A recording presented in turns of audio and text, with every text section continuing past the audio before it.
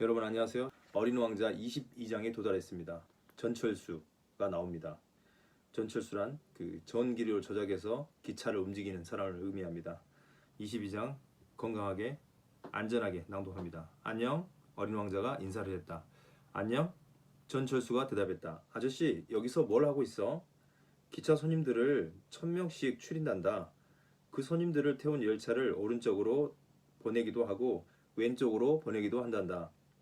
그런 중에 불이 환하게 켜진 특급 열차가 천둥같이 요란한 소리를 내며 전철기 조종실을 흔들어 놓았다. 저 사람들 상당히 바쁜가 봐. 그런데 뭘 찾아가는 거지? 어린 왕자가 물었다. 기관사도 그건 모른단다. 또 다른 특급 열차가 반대편에서 우렁찬 소리를 내며 달려왔다. 그 사람들이 벌써 돌아온 거야? 어린 왕자가 물었다. 아까 그 사람들이 아니라 두 차가 서로 엇갈린 거란다.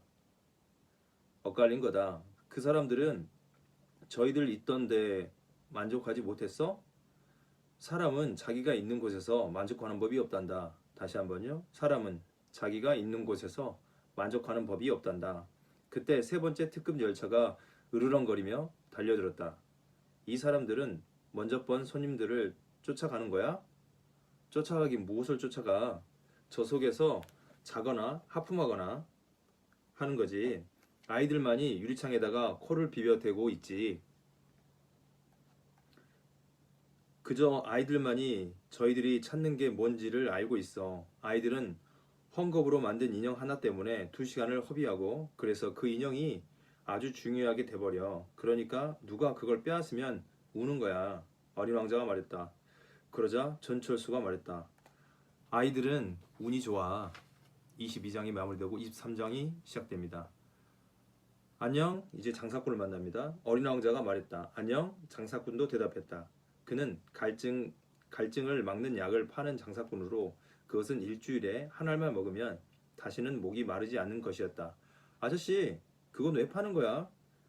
이건 시간이 굉장히 전략되는 거다. 전문가들이 계산을 했는데 일주일에 53분이 전략된단다. 그럼 그 53분으로 뭘 하는 거야? 자기가 하고 싶은 걸 하지. 나는 53분의 여유가 있다면 셈 있는 대로 천천히 걸어갈 텐데. 어린 왕자가 이렇게 생각했다. 23장이 마무리되고 24장이 시작됩니다. 사막에서 비행기 고장을 일으킨 지가 8회째가 되는 날이라 나는 물을 마지막 한 방울까지 마시면서 이 장사꾼의 이야기를 들었었다.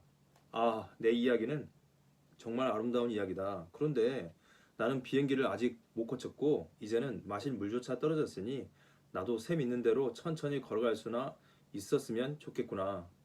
내 친구 여우가 얘야, 지금 여우가 문제가 아니야. 왜?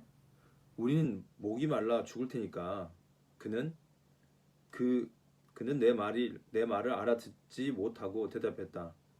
죽게 되더라도 친구를 두었다는 건 좋은 일이야. 나는 여우 친구를 하나 둔 게 참 좋아. 다시 한번요. 죽게 되더라도 친구를 두었다는 건 좋은 일이야. 나는 여우 친구를 하나 둔 게 참 좋아. 이 애는 도대체 위험을 모르는구나.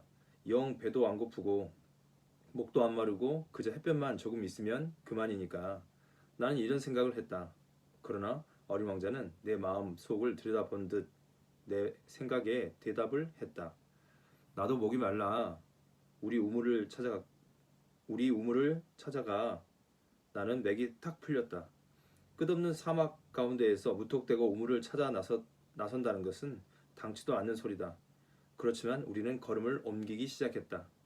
몇 시간 동안을 아무 말 없이 걷고 나니 해가 떨어지고 별이 깜빡이기 시작했다.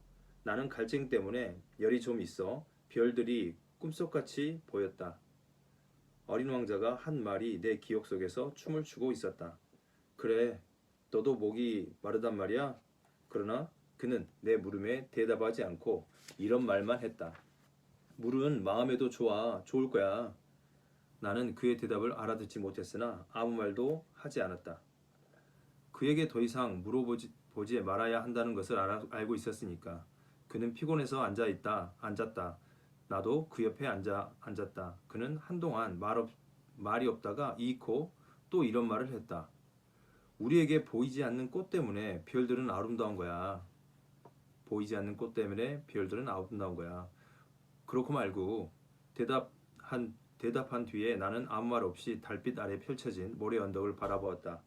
사막은 아름다워. 그는 이렇게 덧붙였다. 그것은 사실이었다. 나는 언제나 사막을 좋아했다.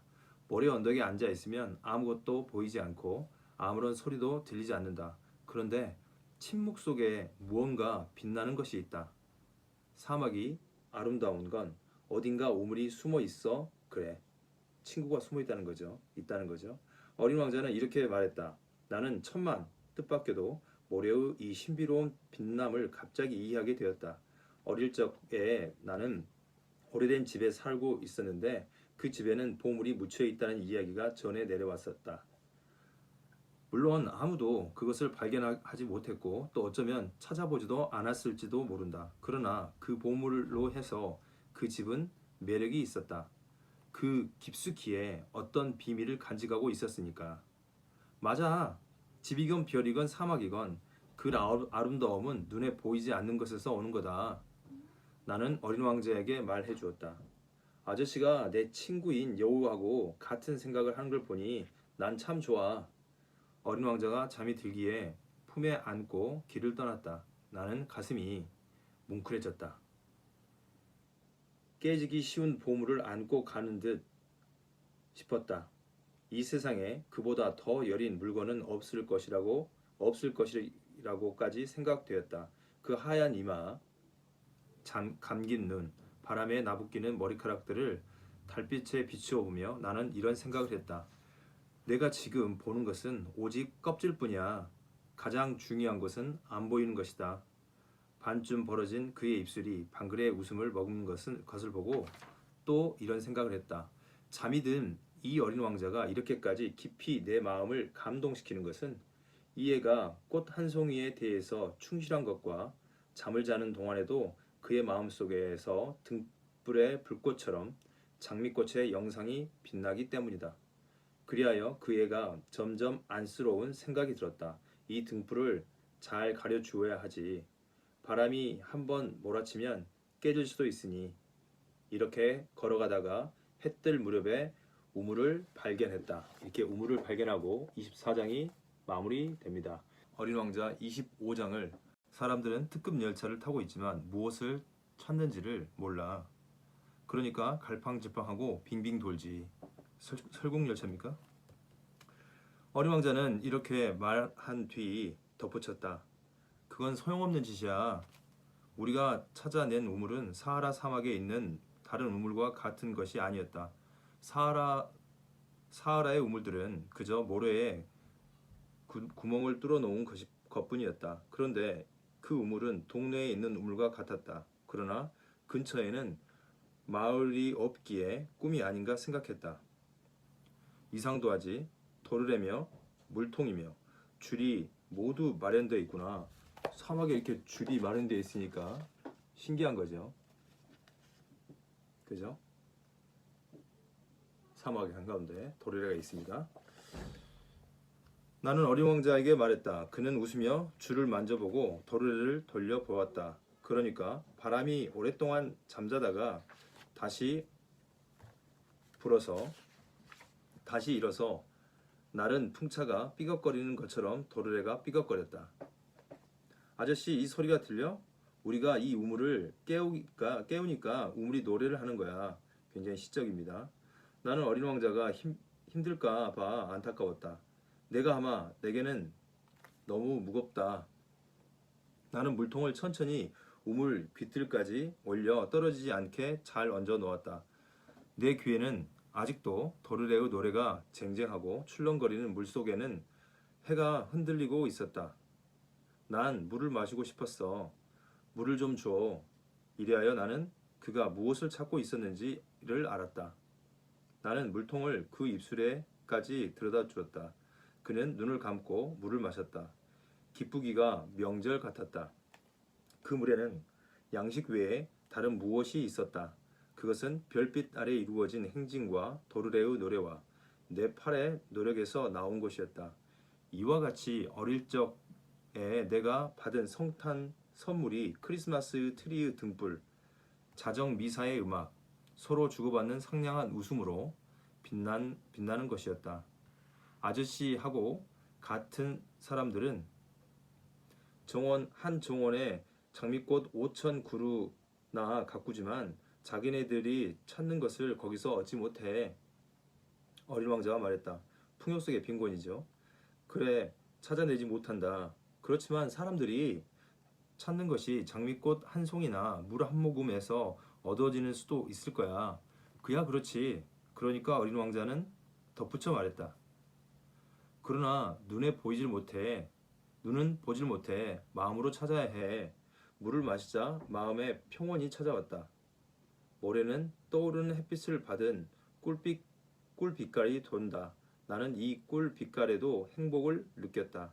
무엇 때문에 마음이 편하지? 무엇 때문에 마음이 편하지 않는가? 아저씨, 약속을 지켜야지. 내 옆에 앉은 어린 왕자는 상냥스럽게 말했다. 무슨 약속?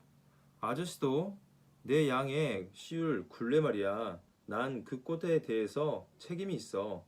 나는 주머니에서 끄적거려 두었던 그림을 꺼냈다. 어린 왕자는 그림들을 보고 웃으며 말했다. 아저씨가 그린 바오밥 나무 말이야. 그건 어째 좀 배추 비슷하게 됐어.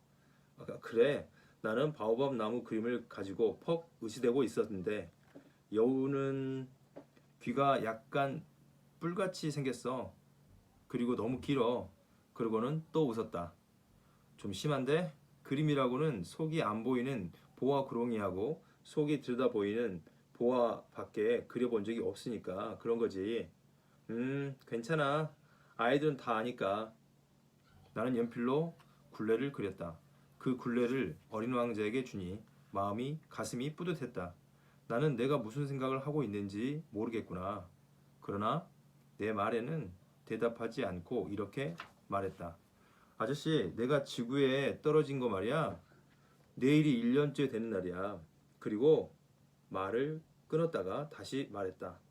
바로 요 근처에 떨어졌었어. 그러면서 얼굴을 붉혔다. 나는 왠지 또다시 이상한 소름이 복받쳤다. 그러는 중에 이런 질문이 떠올랐다. 그럼 8해 전 내가 너를 알게 된 아침 마을에서 수말리 떨어진 데서 또 혼자 이렇게 거닐고 있었던 건 우연히 그런 건 아니로구나. 내가 떨어진 대로 돌아가는 길이었니? 어린 왕자는 다시 얼굴을 붉혔다.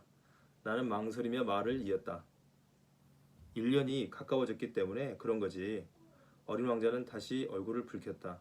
그는 물어보는 말에 대답하는 일이 없었다. 그러나 얼굴을 붉히면 그렇다는 뜻이 아닌가. 아, 나는 두렵다. 그러나 어린 왕자는 이런 대답을 했다. 아저씨는 이제 일을 해야 해. 기계 있는 쪽으로 다시 가야 해. 난 여기서 기다리고 있을 테니 내일 저녁에 다시 와. 그러나 나는 안심이 되지 않았다. 여우 생각이 났다. 길들여 놓으면 눈물이 날 염려가 있는 것이다. 이렇게 해서 25장이 마무리됩니다. 이제 26장입니다. 시작이 있으면 끝이 있습니다. 26장에 도달했습니다. 우물 옆에는 오래된 돌담 무너진 것이 있었다. 이튿날 저녁 일을 마치고 돌아오니 어린 왕자가 그 위로 올라앉아 다리를 늘어뜨리는 것이 멀리서부터 보였다. 그리고 그가 이런 말을 하는 것이 들렸다. 그래, 넌 생각이 안 난다고? 정확히 여기는 아니야. 그리고 이어서 말했다. 아니야, 날짜는 맞지만 장소는 여기가 아니라니까? 나는 그대로 담을 향해 걸어갔다. 아무도 보이지 않고 말소리도 들리지 않았다. 그러나 어린 왕자는 다시 말을 건넸다. 물론이지. 모래 위에 내 발자국이 어디서 시작하는가를 봐. 거기서 기다리면 돼. 난 오늘 밤에 거기 가 있을 테니. 나는 담에서 20m 되는 데에 있었는데 여전히 아무것도 볼 수 없었다. 잠시 가만히 있다가 어린 왕자는 또 이런 말을 했다. 너 좋은 독을 가지고 있니? 날 오랫동안 아프게 하지 않을 자신 있어? 나는 가슴이 뭉클해져 걸음을 멈췄다. 그러나 무슨 말인지 그저 알아듣지 못한 채였다. 이젠 가봐. 내려가고 싶어. 그제서야 나는 밑을 내려다보다가 펄쩍 뛰었다. 30초면 사람을 죽여버리는 그 노란 뱀 하나가 어린 왕자를 향해 대가리를 쳐들고 있지 않는가. 이건 겁니다. 이렇게. 나는 권총을 꺼내려고 주머니를 뒤지며 뛰기 시작했다. 그러나 내 발소리를 들은 뱀은 마치 잦아들어가는 분수처럼 모래 속으로 소리 없이 기어가더니 별로 서두르지 않고 가벼운 쉿소리를 내며 돌틈으로 사라졌다. 내가 단미까지 이럴 때는 겨우 눈깔이 창백해진 어린 왕자를 품에 받아 안을 시간의 여유밖에 없었다. 대체 어떻게 된 일이야? 너는 이제 뱀하고 얘기를 다 하고. 나는 그가 한 번도 풀어 헤친 적이 없는 금빛 목도리를 풀고 관자놀이를 적셔주고 물을 먹였다. 그러나 이제는 그에게 무슨 말을 물어볼 생각도 못했다. 그는 나를 시림없이 쳐다보며 양팔로 내 목을 껴안았다. 그의 가슴이 총에 맞아 죽어가는 새처럼 뛰는 것이 들렸다. 아저씨가 기계 고장을 고치게 돼서 난 참 좋아. 이제 아저씨도 집에 돌아갈 수 있게 됐으니 그걸 어떻게 하니? 나는 마침내 비행기 고장을 고치는데 성공했다는 것을 그에게 알리려 왔던 참이었다.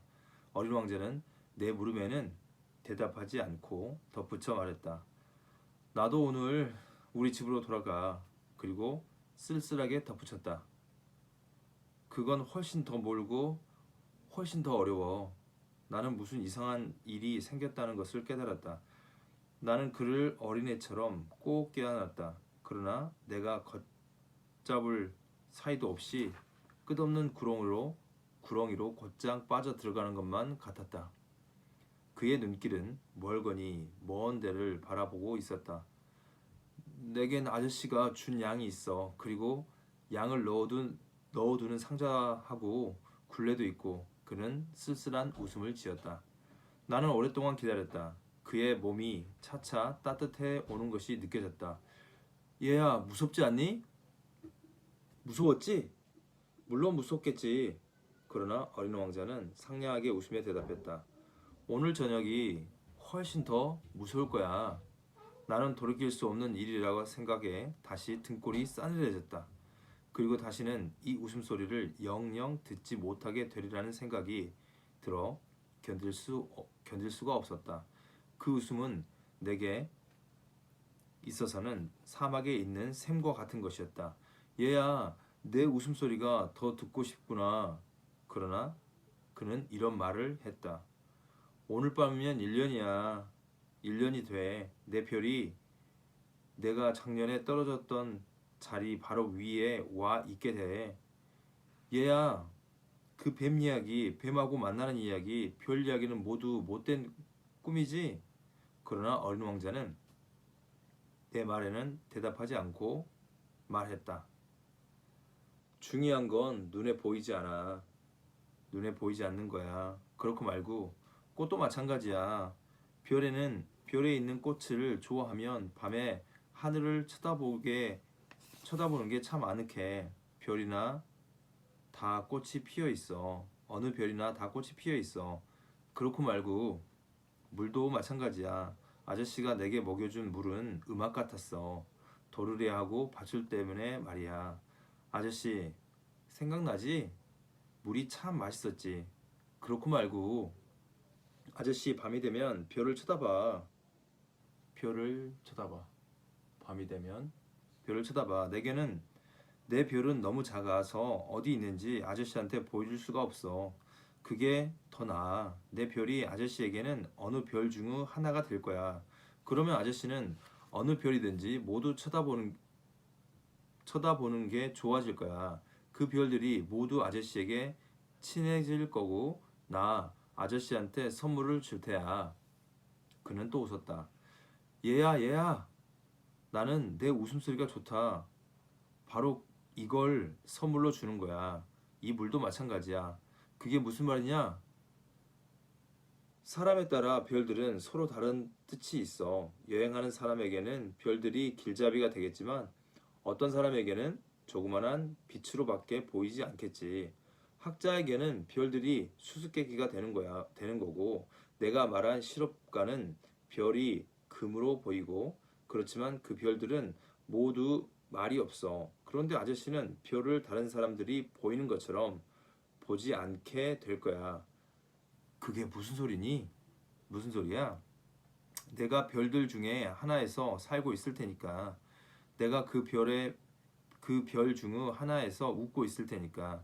아저씨가 밤에 하늘을 쳐다보게 되면 별들이 모두 웃는 것으로 보일 거야. 그러니까 아저씨는 웃을 줄 아는 별들을 가지게 될 거야. 그러면서 또 웃었다. 그리고 아저씨, 슬픔이 사라진 다음에는 사람은 언제나 시간이 지나면 슬픔을 잊게 되니까 나를 알게 된 게 기쁘게 생각될 거야. 아저씨는 언제까지나 나하고 친구로 있을 거고 나하고 웃고 싶어 할 거야. 그리고 그저 괜히 창문을 열 때가 있겠지. 아저씨가 하늘을 쳐다보며 웃는 걸 보고 친구들이 아주 이상히 여길 거야. 그러면 아저씨는 이렇게 말할 거야. 별들을 보면 난 언제든지 웃지. 웃음이 나. 그러면 친구들은 아저씨를 미친 걸로 알 거야. 난 그럼 아저씨한테 아주 못할 일을 되겠는데? 그러면서 어린 왕자는 또 웃었다. 그건 별 말고 웃을 줄 아는 조그만한 방울을 잔뜩 아저씨한테 준 것 같을 거야. 그리고 또 한 번 웃더니 이번에는 웃음 거친 얼굴로 말했다. 이것 봐 아저씨, 오늘 밤엔 오지 마. 난 내 곁을 떠나지 않을 테다. 나는 아픈 것 같이 보일 거야. 어쩌면 죽는 것 같이 보일 거야. 그럴 거야. 그걸 보러 오지 마. 올 필요 없어. 난 곁을 떠나지 않을 테다. 그러나 그는 걱정이 되는 눈치였다. 아저씨한테 이런 말을 하는 건 뱀 때문이기도 해. 뱀한테 아저씨가 물리면 어떡해. 뱀들은 사나워. 괜히 무는 수도 있어. 난 곁을 떠나지 않을 테니까. 그러나 어린 왕자는 어떤 생각이 떠올라 안심이 되는 모양이었다. 하긴 두 번째로 물적에는 독이 없긴 하지만 그날 밤 나는 그가 길을 떠나는 것을 보지 못했다. 소리 없이 살그머니 빠져나간 것이었다. 내가 그를 따라갔을 적에 그는 서슴지 않고 빠른 걸음으로 걷고 있었는데 나를 보고 이렇게 말할 뿐이었다. 아저씨 왔어? 왔죠? 이렇게 말하겠네요. 그러면서 내 손을 잡았다. 그러나 다시 내 걱정을 했다. 아저씨가 온 건 잘못이야. 걱정을 하게 될 테니 말이야. 난 죽는 것처럼 보이겠지만 사실은 그게 아니야. 나는 잠자코 있었다. 이것 봐 아저씨. 거긴 너무나 먼 데야. 나는 이 몸뚱이를 가지고 갈 수가 없어. 너무 무거워. 나는 잠자코 있었다. 그러나 그건 내버린 묵은 허물 같은 거야. 묵은 허물? 그건 슬프지 않아. 나는 잠자코 있었다. 그는 기가 좀 죽어 있었다. 그러다가 다시 힘을 내며 말했다. 이것 봐 아저씨, 이건 안역할 거야. 나도 별들을 쳐다볼 테야. 모든 별들이 녹슨 도르래 달린 우물이 될 거야. 모든 별들이 내게 물을 먹여줄 거야. 나는 잠자코 있었다. 참 재밌을 거야. 아저씨는 방울이 5개 있을 거고 나는 샘이 5개 있을 거고. 그러고는 그도 입을 다물었다. 울고 있었던 것이다. 다 왔어. 나 혼자 한 걸음 내딛게 가만두어. 그러고는 앉았다. 겁이 났던 것이다. 또 이런 말을 했다.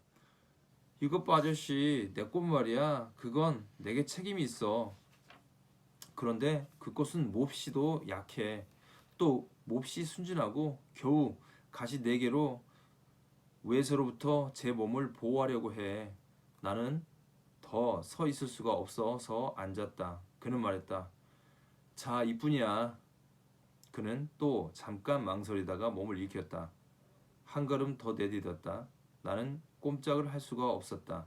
그의 발목에서 노란 뱀이 반짝이는 것뿐이었다. 그는 잠시 동안 그대로 서 있었다. 소리를 지르지도 않았다. 그저 나무가 넘어지듯 조용히 쓰러졌다. 모래 때문에 소리조차 나지 않았다. 이렇게 26장을 마무리됩니다. 드디어 결국 어린 왕자 27장에 도달했습니다. 모든 것은 시작이 있으면 끝이 있습니다. 만남이 있으면 헤어짐이 있습니다. 그래, 그것은 지금으로부터 벌써 6회나 되었는데 나는 아직 이 이야기를 한 일이 없다.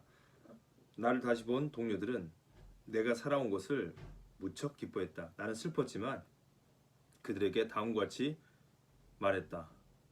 피곤해서 지금은 그 슬픔이 좀 가시였다. 그렇다고 완전히 사라진 것은 아니다. 그러나 그가 제 별로 돌아간 것을 나는 잘 안다. 해 뜰 무렵에 보니 그의 몸이 사라졌으니까. 그리고 무거운 몸도 아니었다. 이리해서 나는 밤의 별들의 소리를 듣기 좋아한다. 그것은 7개의 방울과 같은 것이다. 그런데 참 이상한 일이 하나 생겼다. 어린 왕자에게 그려준 굴레에다가 나는 잊어버리고 가죽끈을 달아주지 않았다. 그는 그 굴레를 양에게 영 씌워주지 못했을 것이다. 그래서 나는 이런 생각을 한다. 그 별에 무슨 일이 생겼을까? 양이 꽃을 먹어버리는지도 모를 일이다. 그러다가 또 이런 생각을 한다.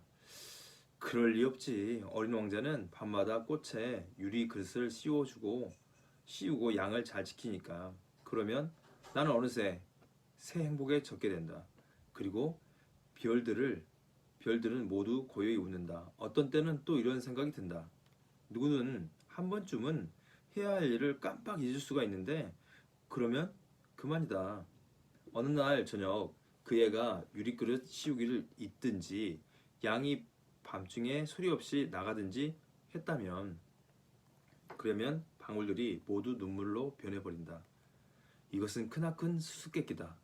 역시 어린 왕자를 사랑하는 독자들에게나 내게나 우리가 알지 못하는 양이 어디선가 장미꽃을 먹었느냐 안 먹었느냐에 따라서 세상은 온통 달라지는 것이다.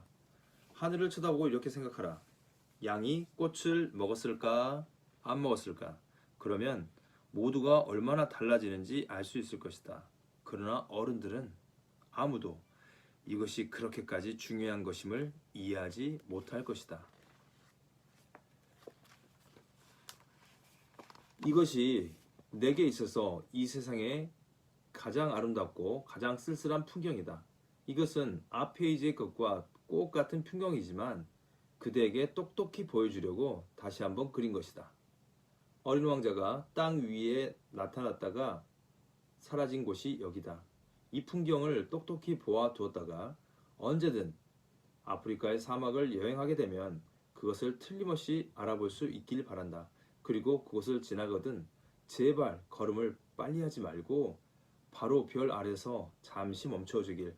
그래서 어떤 아이가 그대에게 오며 웃으면 그의 머리가 금발이고 말을 물어도 대답이 없으면 그대는 그가 누구인지 알게 될 것이리라.